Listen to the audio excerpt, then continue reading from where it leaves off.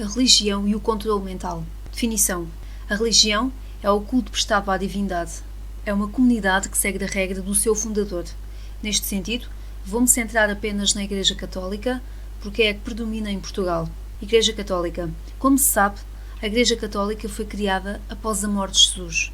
E no ano 325, realizou-se na cidade de Niceia de Bitínia, onde é hoje Iznik, Turquia, o primeiro concílio de Niceia. Foi uma reunião de bispos cristãos liderada pelo imperador romano Constantino. Nesse concílio ficaram definidas as crenças para toda a cristandade, ou seja, os dogmas, os rituais, as orações, a natureza divina de Jesus e a sua relação com Deus, que mais tarde a Igreja Católica as implementaria nas suas práticas. Missão de Jesus na Terra. Jesus veio à Terra derrubar as crenças que o seu povo tinha sobre Deus, pois acreditava-se que Deus era um pai tirano, punitivo, gostava de sacrifícios e que castigava severamente se o povo pecasse. Com essa ideia, os representantes das religiões da altura conseguiam dominar o povo através do controlo e do medo. O medo baixa a vibração e impede a verdadeira conexão com a fonte divina, Deus. O medo impede que o povo acorde, desperte. Desta forma, Jesus, durante a primeira metade do século XX, ditou a uma canalizadora anónima as cartas de Cristo.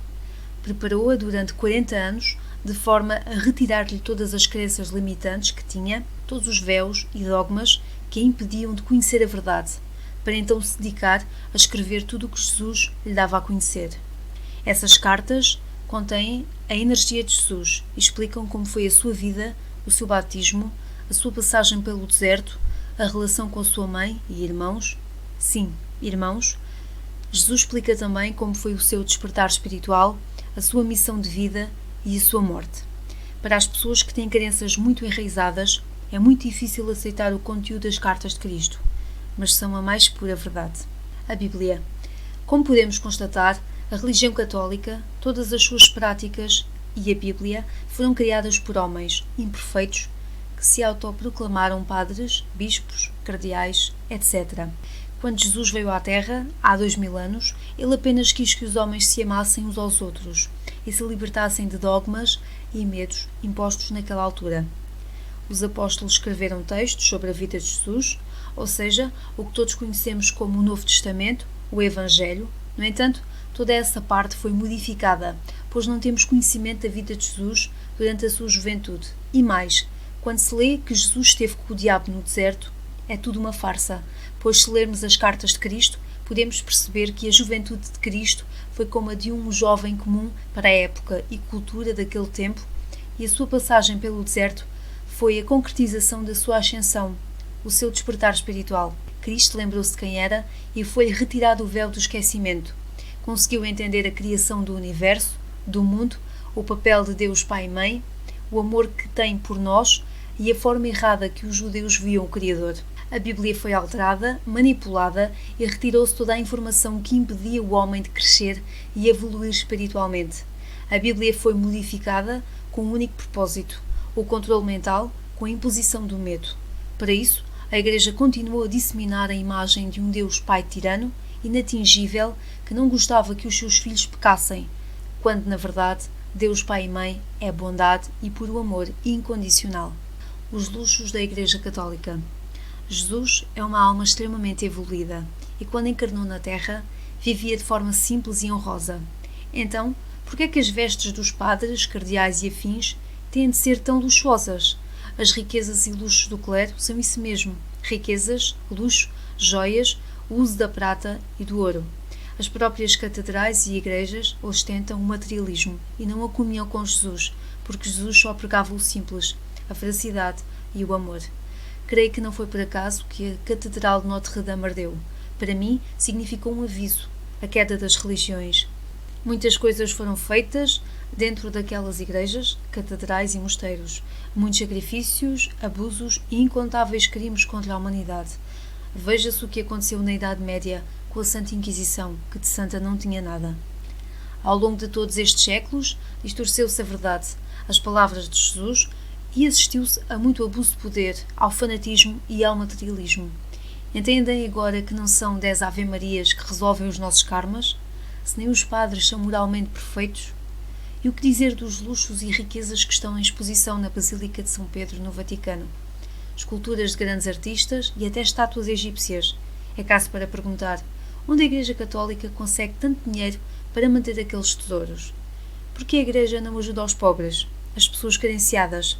Acredito que a grande parte da sua fortuna deveria ser usada para matar a fome no mundo e dar um teto digno às pessoas que não o têm, porque supostamente, e do ponto de vista moral, o que a Igreja faz é pregar o amor ao próximo, não matar, não pecar e por aí vai.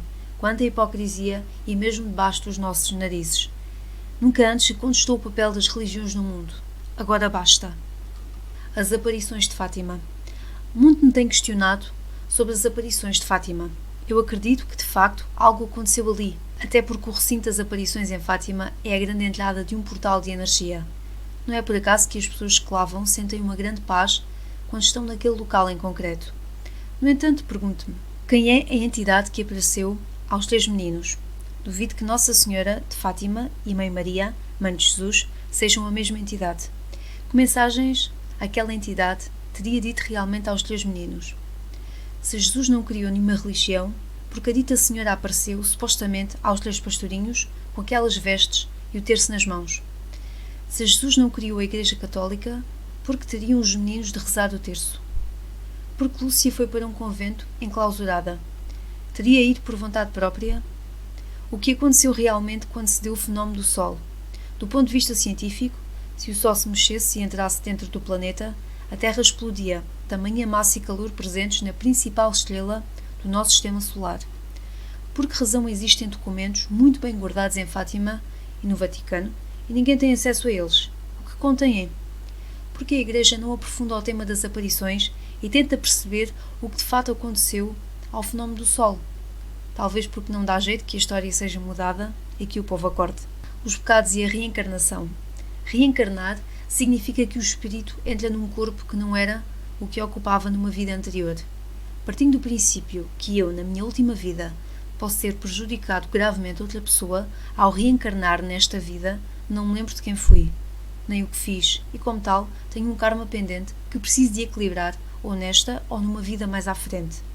Quando uma pessoa vai à igreja e confessa-se a um padre, também ele imperfeito moralmente, pois comete erros, como nós, e está também encarnado no planeta escola que é a Terra, o que podemos esperar? Que ao rezarmos 10 Ave-Marias e 20 Pai Nossos, estaremos livres do karma, que na linguagem da Igreja Católica são os pecados? É claro que não. Teremos que reencarnar e expurgar o mal que causamos a nós mesmos e a outrem. Estou-me a recordar dos sacrifícios que as pessoas fazem quando vão a Fátima. Andam de joelhos, metros e metros, e não basta estarem magoadas na alma e com as situações que têm que passar, senão ainda se vão ferir. Meus amigos, vamos entender uma coisa. Deus criou-nos, Deus ama-nos, Deus não quer que façamos esses sacrifícios. Os karmas, lições e aprendizagens que temos que passar, somos nós que atraímos isso para a nossa vida. Muitas almas, antes de reencarnarem, escolhem a vida e as lições pelas quais vão passar, porque sentem a culpa do que fizeram noutras existências. Então vamos antes olhar para nós e de coração pedir perdão a nós mesmos e a quem fizemos mal nesta vida e noutras, mesmo que não tenhamos a coragem de pedir desculpa à pessoa ou pessoas diretamente, e importante, mesmo que não nos lembremos quem prejudicámos noutras vidas. Não importa, pois o que verdadeiramente é importante é a intenção de pedir perdão. Sobre o perdão, o São Miguel, através do canal Vânia Rodrigues, sugere o seguinte exercício. Aí está uma pequena prece que vocês podem fazer para as suas almas.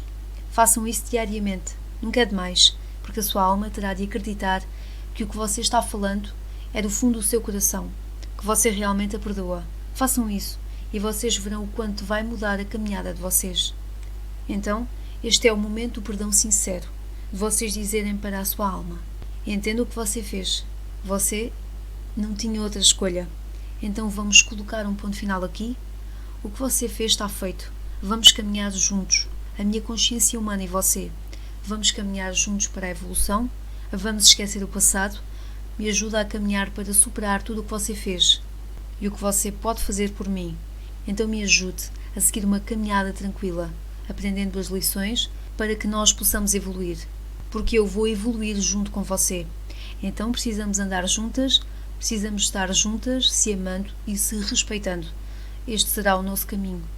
Então eu lhe perdoo do fundo do meu coração por tudo o que você fez e quero que você me ajude agora a qual caminho a seguir para que nós possamos evoluir juntas e na mais alta ressonância possível.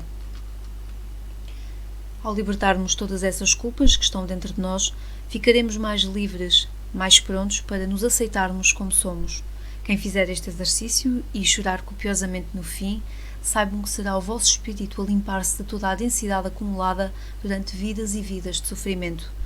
Livrar-me de crenças ridículas e arcaicas que me foram impostas foi o melhor que me pôde acontecer. Contestem tudo o que vos foi ensinado e comecem a pensar por vocês. Comecem a sentir o que cada um quer para a sua vida, sem imposições e restrições. Quando mudamos, o mundo muda também. Deus Pai e Mãe apenas quer que evoluamos e sejamos felizes. Estamos prestes a ver grandes mudanças no nosso mundo. Uma delas será o fim das religiões. Na era de Aquário, cada um terá a sua ligação direta à fonte divina e não necessitará de um intermediário para chegar a Deus. Quando o mundo ascender, poderemos ver diretamente a face de Jesus, estar com Ele, abraçá-lo. Conseguem imaginar? Podemos ver os anjos, os arcanjos, os outros seres de luz, os nossos guias.